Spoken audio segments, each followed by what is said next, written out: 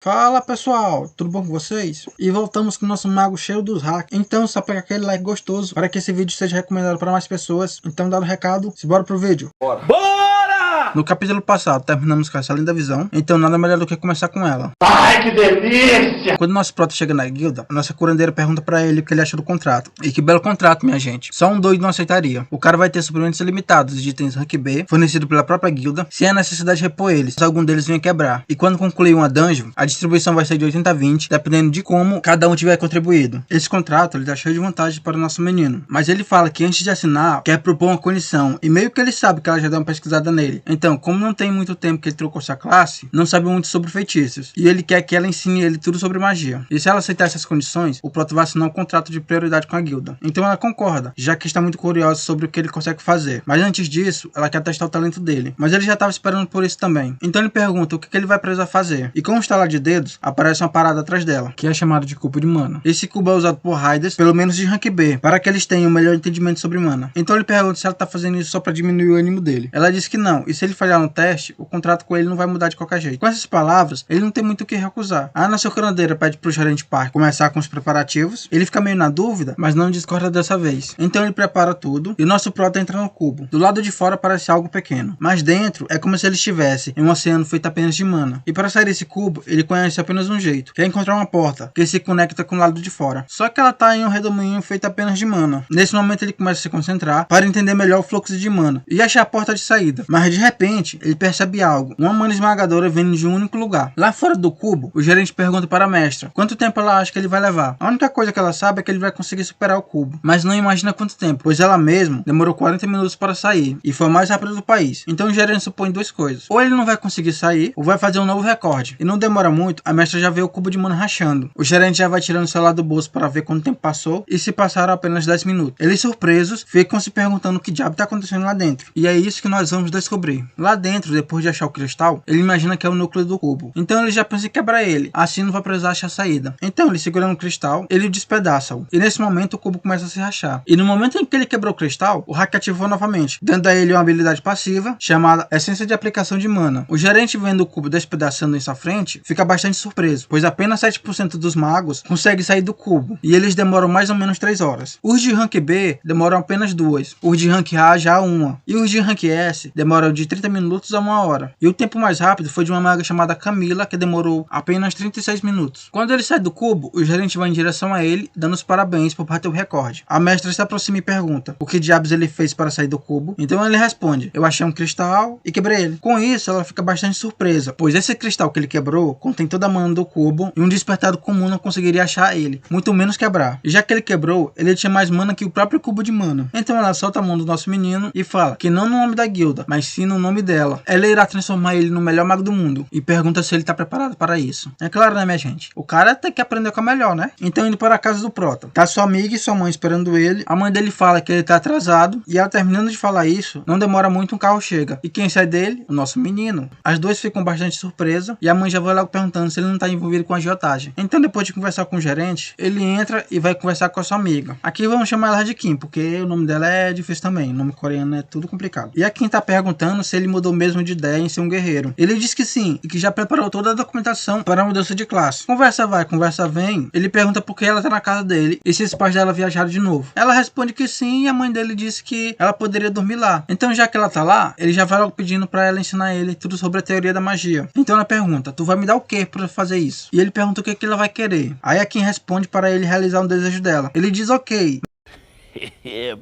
mas que esse desejo tem que ser dentro de um ano. Mas já no seu pensamento ele fala que se for um ano, com certeza ela vai esquecer e ele não vai precisar fazer nada. Saindo desse lugar caloroso, tá o papai do prota finalizando uma raid. E um dos membros pede pra ele se juntar à guilda. Ele recusa e o cara continua insistindo. Então ele lança uma aura ameaçadora, chamando um cara de inferior. Então ele vai desaparecendo em uma fumaça, rodeado de corvos. E é esse o cara que o nosso prota quer se vingar, literalmente cortar a garganta dele. No dia seguinte, na sede da guilda, nossa deusa vai começar a ensinar o prota. Mas antes de começar, ela quer saber como é o prota em habilidade de combate, como seu poder e reflexo na luta. E com isso ela pede um duelo. E fala pra ele tentar atacar ela. Tentar.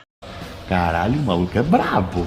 Porra! Então nosso prota ele entra em uma postura de combate e a nossa deusa já vai olhando para sua postura. É uma postura que permite uma boa movimentação, típicos de guerreiros. Então rapidamente ele avança em direção a ela para fazer o seu ataque e ela segura o seu soco apenas com uma mão. Vendo isso, ele já vai logo tomando distância e inicialmente ele pensa que pelo menos ele ia acertar um golpe. Só que mesmo ela sendo uma curandeira, ainda continua sendo de rank S. Então ela se aproximando vai perguntando se ele queria ser um guerreiro. Ele responde que sim. E ela vai dizendo que ele não tirou seus hábitos. E fala, como que um mago avança desse jeito? E faz uma pergunta para ele. Qual a diferença de um mago para um guerreiro? Ele responde que o mago fica atrás enquanto o guerreiro fica na linha de frente. Pois é, e ela diz que magos focam em enfraquecer seus inimigos à distância, mas que ele avançou que nem doido para diminuir a distância entre o inimigo e ele. E se ele fizer desse jeito de novo, vai perder rapidinho, já que um mago tem uma defesa muito baixa. Então ela fala que pegou leve com ele, mas agora vai levar a sério, pois ele tem que aprender com um mago luta de verdade. Eita porra. Ela já prepara uma magia e fala que não vai atacar para machucar ele. Mas caso ele se machuque, ela vai curar ele na hora. Então ela solta uma habilidade nele e fala para ele lutar direito dessa vez. Ele desvia por um triz e ela fala para ele atacar. E de uma forma rápida, ele solta suas correntes elétricas em direção a ela. Só que a deusa desvia como se não fosse nada. E já faz logo um contra-ataque, sem dar um pingo de chance de reação para ele. E fala que não importa quão forte é uma habilidade, se ele não acertar ela, ela vai ser inútil. Depois de acertar ele, ela fala que achou meio inesperado, porque ele resistiu ao ataque. Mesmo ela tendo diminuído a força, ele ainda continua sendo uma criança e um raider iniciante. Mas não demora muito, ele já lança novamente outro ataque. E aqui ele já usa o hack do olho para anular as habilidades dela. Ela com certeza ficou surpresa nessa hora. Ela um pouco distraída, não vê que ele soltou uma corrente elétrica do lado dela. Mas não importa muito, já que ela só faz um escudo para bloquear o ataque. Ela acha incrível, pois mesmo tendo bloqueado o ataque, ela sentiu um pouco dele. Então ele solta mais corrente para cima dela, ela só vai bloqueando o ataque. E se perguntando como ele consegue soltar as habilidades sem cantar, pois só magos avançados conseguem fazer isso. E ainda assim eles perdem um pouco de força. Mas com ele não é desse jeito. Então ela acha tudo isso interessante. Assim avança em direção a ele. E quando ele vai perceber, tem algo estranho, pois a sua volta tá tudo girando. E só para quando ele cai no chão. E ele fica se perguntando o que diabos aconteceu, pois o ataque foi bastante rápido. Então ela chega nele e pergunta se ele achou mesmo que ia ganhar. E com mais uma linda visão, ficamos por aqui.